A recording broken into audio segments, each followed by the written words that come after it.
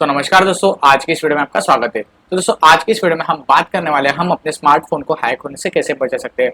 आपको तो पता होगा कि अभी जो साइबर क्राइम्स है वो बहुत ज़्यादा बढ़ गए हैं।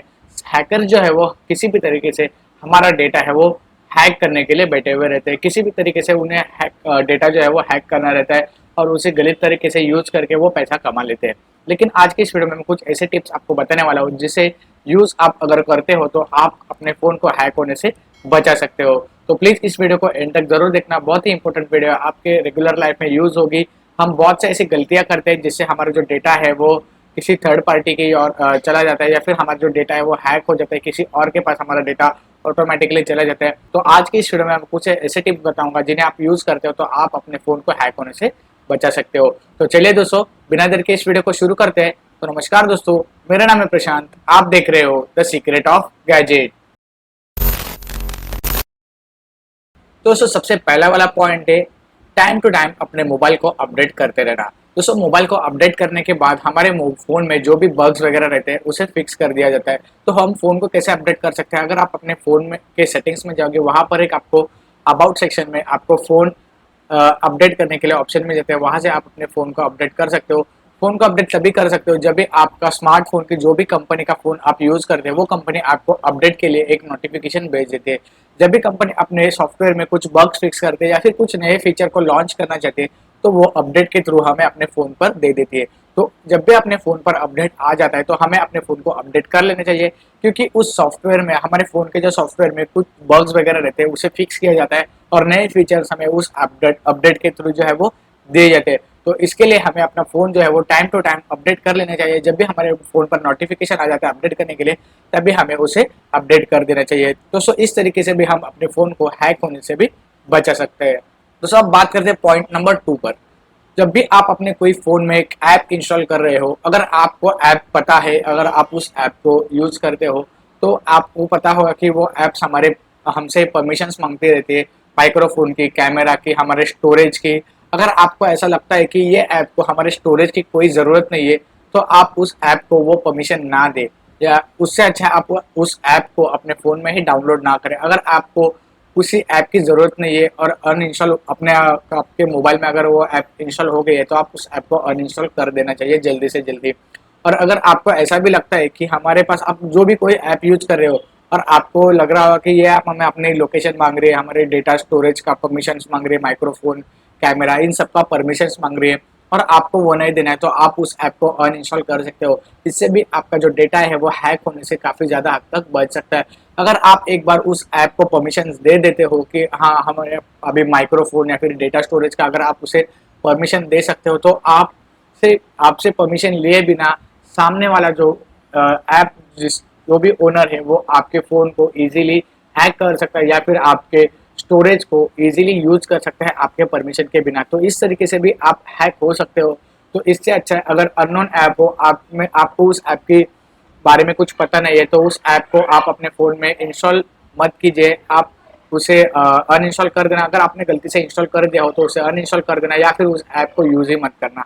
और किसी भी अननोन ऐप को परमिशंस मत देना, आपके स्टोरेज की या फिर माइक्रोफोन, लाइव लोकेशन, उसकी परमिशन मत देना, इससे आपको फ़ोन को हार्मफुल हो सकती है। तो ये भी एक तरीका है हैकर से बचने का। तो सब बात करते हैं पॉइंट नंबर 3 की। ये बहुत ही इंपॉर्टेंट पॉइंट है, इसे बहुत ध्यान से सुनना और बहुत ध्यान से समझना।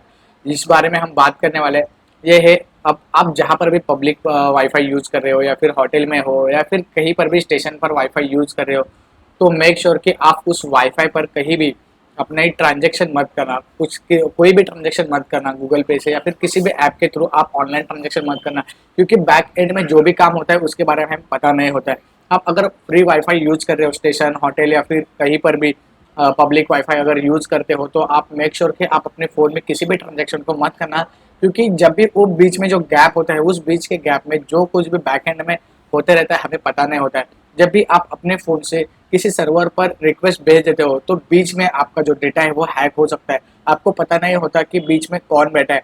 जिसका भी वाईफाई होता है, जिसका भी जो भी नेटवर्क प्रोवाइड करता है, वो हमारा जो डेटा है वो बीच में चेक कर सकता है या फिर हैकर्स जो है वो बीच में हमारे डेटा को पढ़ सकते हैं। तो इसके लिए अगर आप पब्लिक वाईफाई या फिर होटल में या फिर रेलवे स्टेशन पर अगर फ्री वाईफाई यूज़ करते हो, तो मेक श्योर कि आप वहाँ पर कोई ट्रांजैक्शन मत करना या फिर किसी भी इम्पोर्टेंट डेटा को किसी भी फाइल को उस फ्री वाईफाई से शेयर मत करना, वहाँ पर आपका डेटा है उसके थ्रू भी लीक हो सकता है।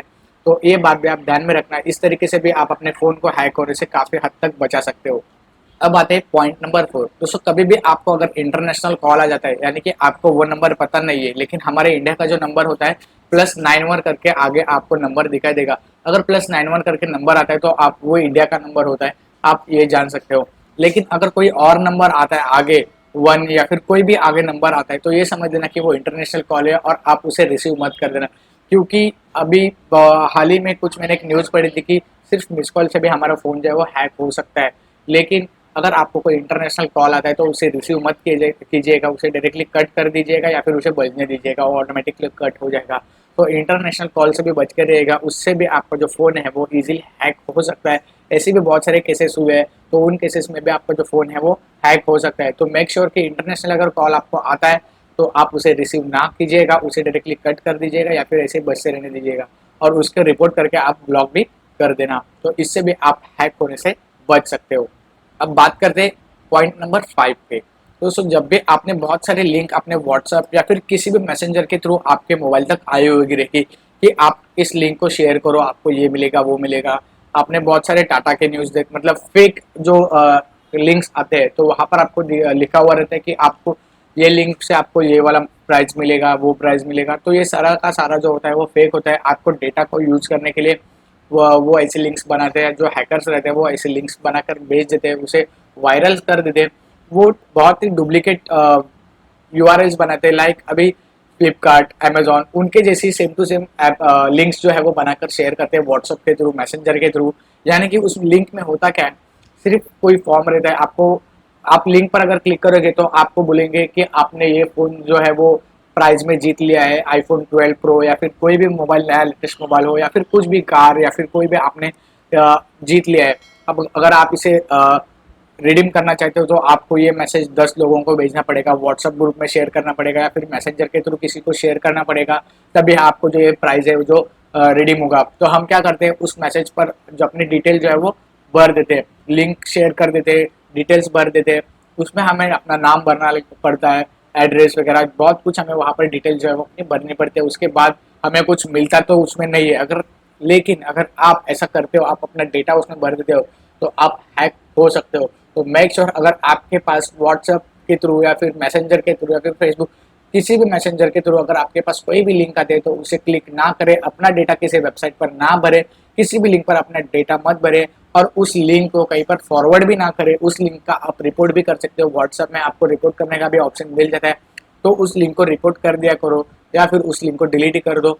ऐसे भी आप अपने फ़ोन को हैक होने से बचा सकते हो। तो ये कुछ 5 टिप्स थे जो आप अपने फ़ोन को हैक होने से बचा सकते हो। एंड आई होप कि आपको ये वीडियो जो है वो पसंद आई होगी। अगर पसंद आई हो तो प्लीज़ इस वीडियो को लाइक ज़रूर करना, मुझे नीचे कमेंट करके ज़रूर बताना कि आपको ये वीडियो कैसी लगी।